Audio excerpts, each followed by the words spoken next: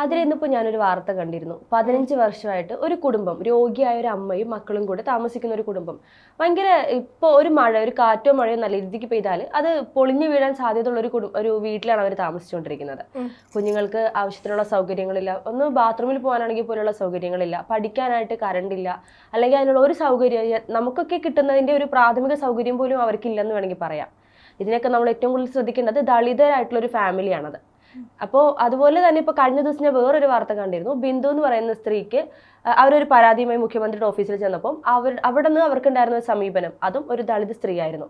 അവർക്ക് വളരെ മോശമായിട്ടൊരു സമീപനമാണ് അവർക്ക് മന്ത്രി ഓഫീസിൽ നിന്നാണെങ്കിലും അതുപോലെ തന്നെ പോലീസുകാരോട് പരാതി പറയുന്ന സമയത്ത് അവിടെ നിന്നും ലഭിച്ചുകൊണ്ടിരുന്നത്. അപ്പോൾ എനിക്ക് തോന്നുന്നു ദളിതരായതുകൊണ്ടാണോ സർക്കാർ ഈ ഒരു രീതിയിൽ അവരെ കണ്ടില്ലെന്ന് നടിച്ച് മാറ്റി നിർത്തുന്നത്? പക്ഷേ സർക്കാരിനെ സംബന്ധിച്ച് ദളിതരുടെ ആവശ്യമുണ്ട് അവർക്ക്. പക്ഷെ അതൊരു ഇലക്ഷൻ്റെ അടുത്താവുമ്പോഴത്തേക്കും അതേപോലെ തന്നെ ബഡ്ജറ്റ് അവതരണം ആ ഒരു സമയത്തൊക്കെ ആയിരിക്കും ദളിതർക്ക്, ട്രൈബൽസിന് ഇത്രത്തോളം ഒരു പ്രാതിനിധ്യം കൊടുക്കുന്നത്. ദളിതരോട് മിക്ക ആൾക്കാർക്കും അല്ലെങ്കിൽ രാഷ്ട്രീയ സംബന്ധമായിട്ടാണെങ്കിലും ഒരു എതിർപ്പ്, എന്തോ ഒരു എന്നുവെച്ചാൽ നമ്മളോട് കൂടെ നിർത്തുന്നുണ്ട്, ഞങ്ങൾ ഈ ദളിത് രാഷ്ട്രീയമാണ് പറയുന്നത് അവർ പറഞ്ഞു വെക്കുകയും അതേപോലെ തന്നെ ഇത്തരം ആൾക്കാരെ ഒന്ന് കണ്ണിൽ പെടാതെ അല്ലെങ്കിൽ അവർ മുന്നിലേക്ക് വന്നാൽ പോലും കണ്ടില്ല എന്ന് നടിക്കുന്ന ഒരു സ്വഭാവമുണ്ട്. അത് നമ്മുടെ സർക്കാരിൻ്റെ ഒരു മിക്കയിടത്തും കാണപ്പെടുന്ന ഒരു രീതി തന്നെയാണ്. അല്ലെങ്കിൽ എത്ര ട്രൈബൽസ് അല്ലെങ്കിൽ കഴിഞ്ഞ ബഡ്ജറ്റ് എടുത്ത് നോക്കുകയാണെങ്കിൽ തന്നെ 45.76% ബഡ്ജറ്റിൽ ട്രൈബൽസിന് വേണ്ടി മാറ്റി വെച്ചിരിക്കുന്നത്. അത്രയും ഫണ്ട് നമുക്ക് മാറ്റി വെച്ചിട്ടുണ്ട്. അപ്പോൾ ബഡ്ജറ്റ് അവതരിപ്പിക്കുന്ന സമയത്ത് ഇതിനെ വാറോളം പുകഴ്ത്തുകയും പക്ഷേ ഈ ബഡ്ജറ്റിൽ ഈ അവതരിപ്പിച്ച അല്ലെങ്കിൽ ഈ മാറ്റി വെച്ചിരിക്കുന്ന തുകയ്ക്ക് എങ്ങോട്ടാണ് പോകുന്നത്? ഇപ്പോൾ ഈ പറഞ്ഞിരിക്കുന്ന ഇഷ്യൂ വെച്ചിട്ട് അവർക്കൊരു നല്ലൊരു ശോചനാലയം അല്ലെങ്കിൽ ശൗചാലയം പോലെ ഇല്ല, അല്ലെങ്കിൽ അവരുടെ കുട്ടികൾ അത്രത്തോളം ദുരിതം അനുഭവിക്കുന്നുണ്ട്. അപ്പോൾ ഈ സർക്കാരിൻ്റെ ഇത്രത്തോളം ഫണ്ട് മാറ്റി വെച്ചിരിക്കുന്ന ഈ ഫണ്ട് അവിടേക്ക് എത്തപ്പെടാത്തത് എന്തുകൊണ്ടാണ്? അതൊക്കെ നമ്മൾ ചിന്തിക്കേണ്ട വിഷയം തന്നെയല്ലേ? അല്ലെങ്കിൽ ഇവർ ഫണ്ട് അനുവദിക്കാത്തത് കൊണ്ടാണോ? ഇനിയിപ്പോൾ ഇനി ഗവൺമെൻറ്റിൻ്റെ തന്നെ പല രീതിയിലുള്ള നൂലാമാലകളുണ്ട്. അതിൽ പ്രധാന കാര്യമാണ് സ്വന്തമായിട്ട് ഈ ട്രൈബൽസിന് ഭൂമി ഇല്ലെങ്കിൽ കൂടി ഇവർക്ക് ആയിട്ട് പല ആനുകൂല്യങ്ങളും കൊടുക്കേണ്ടതായിട്ടുണ്ടെന്നുള്ള രീതിയുണ്ട്.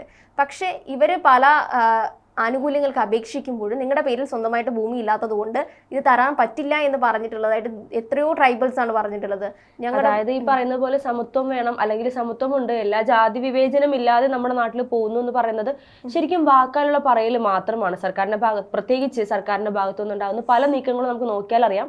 ഇവരെന്നും ഒരു മാറ്റി നിർത്തി സവർണരായിട്ടുള്ളവർക്ക് ആ ഒരു രീതിയിലും പ്രത്യക്ഷത്തില് നമ്മളിവരെ മാറ്റി നിർത്തുന്നില്ല.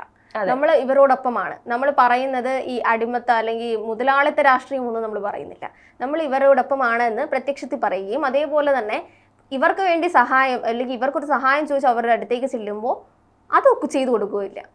പറയുമ്പോൾ നമ്മൾ ഇവരോടൊപ്പമാണ്, പക്ഷെ ഒന്നും സഹായങ്ങളൊന്നും ചെയ്തു കൊടുക്കില്ല. സഹായങ്ങളൊക്കെ നമ്മൾ എല്ലാ കോർപ്പറേറ്റ്സിനും അതേപോലെ മുതലാളിമാർക്കൊക്കെ മാത്രമേ കൊടുക്കുള്ളൂ എന്നൊരു രീതിയാണ്. അല്ലെങ്കിൽ ഇത്രത്തോളം ഫണ്ടുണ്ട് ഇവർക്ക്. അത് ഒന്നാമത്തെ കാര്യം, ഈ ട്രൈബൽസിനെ സംബന്ധിച്ച് ഇവർക്ക് ഇത്രത്തോളം ഫണ്ടുകളുണ്ട്, ഇത്രത്തോളം ആനുകൂല്യങ്ങളുണ്ട്, ഇതിനെപ്പറ്റിയുള്ള കൃത്യമായിട്ടുള്ള ധാരണയില്ലായ്മ ഒരു രീതിയുണ്ട്.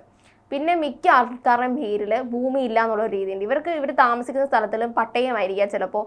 അതേപോലെ തന്നെ ഈ ധന്യശ് ചെല്ലുമ്പോൾ കാണാൻ ചിലപ്പോൾ പുറമ്പോക്കായിരിക്കാം. ഇവരുടെ പേരിലായിട്ട് നിലവിൽ എത്രയോ ട്രൈബൽസിൻ്റെ പേരിൽ ഭൂമി ഇല്ലാത്തതുണ്ട്. ഇത്തരം പ്രശ്നങ്ങൾ കാരണം ഇവർക്ക് റേഷൻ കാർഡോ അല്ലെങ്കിൽ ഒരു പ്രാഥമികമായിട്ട് പല വീടുകളിലേക്കും കിട്ടുന്ന ഒരു കാര്യമാണ് റേഷൻ എന്ന് പറയുന്നത്.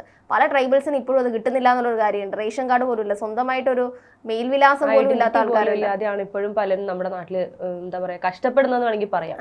ഇപ്പം നമുക്കറിയാം, പാവപ്പെട്ടവരാണെങ്കിൽ ഇപ്പൊ ആദ്യം പറഞ്ഞതുപോലെ റേഷനരി വാങ്ങി കഴിച്ച് ജീവിക്കാമെന്ന് പറയുന്ന അത്ര പോലും അവർക്ക് എന്താ പറയാ അവകാശങ്ങളോ അല്ലെങ്കിൽ ഇതൊന്നും നമുക്ക് അവർക്ക് ആ ഒരു രീതിയിൽ ഒരു സൗകര്യങ്ങളും ഇല്ലാതെയാണ് ഇപ്പൊ നമ്മുടെ നാട്ടിൽ ജീവിച്ചുകൊണ്ടിരിക്കുന്നത്. അതെ, നമ്മുടെ ശ്രീധന്യ IAS എന്ന് പറയുന്നത് ഈ പറയുന്ന രീതിയിൽ ഒരു ദളിത് കമ്മ്യൂണിറ്റിയിൽ നിന്ന് വന്നതാണ്. അപ്പോൾ ഇതേപോലെ ഈ ഒരു കമ്മ്യൂണിറ്റിയിൽ നിന്ന് ഒരാൾ വരുമ്പോൾ ഏത് ഗവൺമെന്റ് ആണെങ്കിലും ഇത്തരം ആൾക്കാർ ഇവരോട് ചേർത്ത് വെക്കും. അതേപോലെ അല്ലെങ്കിൽ ശ്രീധന്യ ആണെങ്കിൽ അവരുടെ കമ്മ്യൂണിറ്റി അല്ലെങ്കിൽ അവിടേക്ക് ഇറങ്ങി ചെന്നിട്ട് പ്രവർത്തിക്കുന്ന രീതിയിൽ പല കാര്യങ്ങളും ചെയ്യുന്നതായിട്ട് നമ്മൾ കണ്ടിട്ടുണ്ട്. ആ ഒരു സമയത്തൊക്കെ ഒരു ട്രൈബൽ കമ്മ്യൂണിറ്റിയെ പറ്റി പറയുകയും അല്ലെങ്കിൽ ഇവരെ നമ്മൾ സപ്പോർട്ട് ചെയ്യാൻ വേണ്ടി നമ്മുടെ ഗവൺമെന്റ് ഇത്രത്തോളം കാര്യങ്ങൾ ചെയ്യുന്നുണ്ട് എന്ന് പറയുകയും, പക്ഷെ പിന്നീട് ബാക്കിയുള്ള പല ന്യൂസ് പുറത്തേക്ക് വരുമ്പോൾ നമ്മൾ വിചാരിക്കുന്നതാണ് ഇവരുടെ കണ്ണുകൾ എന്തുകൊണ്ടാണ് അവിടേക്ക് എത്തപ്പെടാത്തത്? അല്ലെങ്കിൽ അത്ര വീക്കാണോ നമ്മുടെ സർവീസസ്, അല്ലെങ്കിൽ നമ്മുടെ ഗവൺമെന്റ് സർവീസസിൽ ഇരിക്കുന്ന ആൾക്കാർ എത്രത്തോളം വീക്കായിട്ടുള്ള ആൾക്കാരാണോ?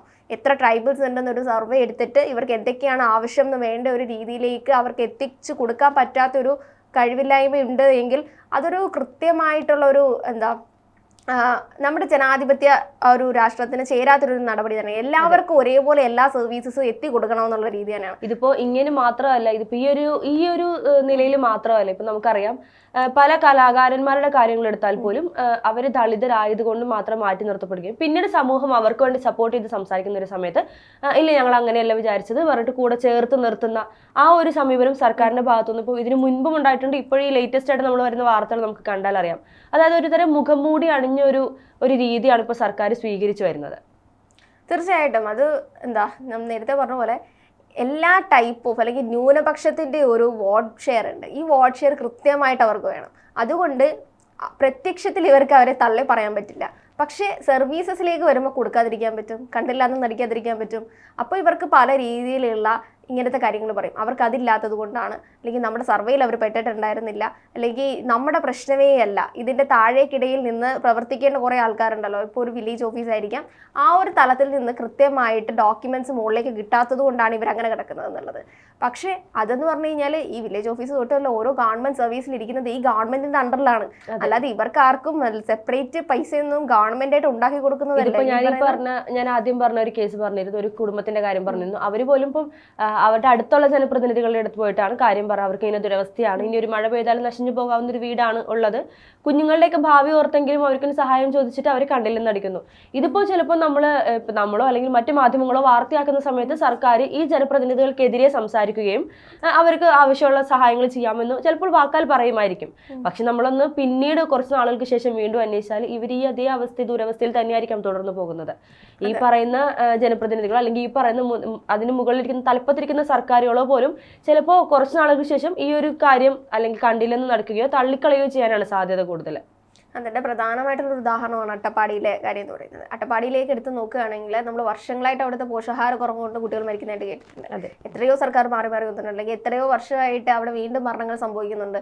എന്തുകൊണ്ടാണ് കറക്റ്റായിട്ട് ഒരു സൊല്യൂഷൻ എന്ന് പറയുന്ന രീതിയിലേക്ക് അവിടെ എന്തുകൊണ്ടാണ് ഇപ്പോഴും കാര്യങ്ങൾ എത്താത്തതെന്നുള്ളൊരു വലിയ ചോദ്യമാണ്. ഇപ്പോഴും എന്ന് വെച്ചാൽ ഒന്നെങ്കിൽ ഒരു ന്യൂസ് വാല്യൂ ആയിട്ട് ഒരു 3-4 കുട്ടികൾ മരിക്കുമ്പോഴായിരിക്കും അതൊരു ന്യൂസ് വാല്യൂ ആവുന്നതും വീണ്ടും നമ്മൾ അവരെ പറ്റി ചിന്തിക്കുന്നതും. പക്ഷെ പിന്നീട് ആ ഒരു വാർത്ത കഴിഞ്ഞതിന് ശേഷം നമ്മൾ ആർക്കും അറിയില്ല എന്താണ് അവിടെ നടക്കുന്നത്, അല്ലെങ്കിൽ അവിടെ ടോട്ടലി മാറിയിട്ടുണ്ടോ, അല്ലെങ്കിൽ അവർക്ക് എല്ലാവർക്കും ഈ സൗകര്യങ്ങളൊക്കെ ലഭിച്ചിട്ടുണ്ടോ, അവരുടെ കുട്ടികൾക്കൊക്കെ നല്ല പോഷകാഹാരങ്ങൾ കിട്ടുന്നുണ്ടോ, അവർ നല്ല രീതിയിൽ സ്കൂളിൽ പോകുന്നുണ്ടോ, ഇതൊന്നും നമുക്കറിയില്ല. കാരണം വീണ്ടും ഒരു കുട്ടി മരിക്കുമ്പോഴാണ് അവിടെ എന്താണ് വീണ്ടും സംഭവിക്കുന്നത്. അപ്പോൾ വീണ്ടും നമ്മൾ ഗവൺമെൻറ്റിൻ്റെ കുറ്റം പറയും. പക്ഷേ ഈ ഗവൺമെൻറ്റിന് കൃത്യമായിട്ട് ഇടപെട്ടിട്ട് അവിടെയൊക്കെ ഇവർ മാറ്റി വെച്ചിരിക്കുന്ന ഈ ഒരു ഫണ്ട് എന്ന് പറയുന്നുണ്ടല്ലോ, ഇതങ്ങോട്ട് എത്തിച്ചു കൊടുത്താൽ മാത്രം മതി. സ്വന്തമായിട്ടൊന്നും കൊടുക്കേണ്ട കാര്യമില്ല. ഇവരുടെയും കൂടെ ഒരു ടാക്സിന്റെ ഭാഗമായിട്ട് തന്നെയാണ് നമ്മളെല്ലാവരും ഇവിടെ ഈ ഗവൺമെന്റ് സർവീസിൽ ഇരിക്കുന്ന ആൾക്കാർക്ക് സാലറി കൊടുക്കുന്നത്. അപ്പോൾ അതായത് ഈ പറഞ്ഞു വരുന്നത് വെച്ച് നോക്കുകയാണെന്നുണ്ടെങ്കിൽ ഇപ്പം ഈ പറയുന്ന നമ്മൾ ഉൾപ്പെടെയുള്ള മാധ്യമങ്ങൾ ഇവരെ കുറിച്ച് ഇങ്ങനെ വാർത്തകൾ ചെയ്യുമ്പോൾ അല്ലെങ്കിൽ ഇങ്ങനെയുള്ള കാര്യങ്ങൾ നാട്ടിലെ സമൂഹത്തിൽ എത്തിക്കുമ്പോഴും ഇതിന് പിന്നാലെ കുറച്ച് നാൾക്ക് ശേഷം വീണ്ടും നമ്മൾ ഒന്നുകൂടെ ഒന്ന് എത്തി നോക്കുന്നത് നല്ലതായിരിക്കും. കാര്യം ഇവർക്ക് അതിനുശേഷം നൽകാമെന്ന് പറയുന്ന ആനുകൂല്യങ്ങൾ ലഭിക്കുന്നുണ്ടോ കിട്ടുന്നുണ്ടോ എന്നൊക്കെ ഉള്ളത് ശരിക്കും നമ്മൾ ഒന്നും കൂടെ ഒന്ന് റീചെക്ക് ചെയ്യേണ്ടത് തന്നെയാണ്. അതെ.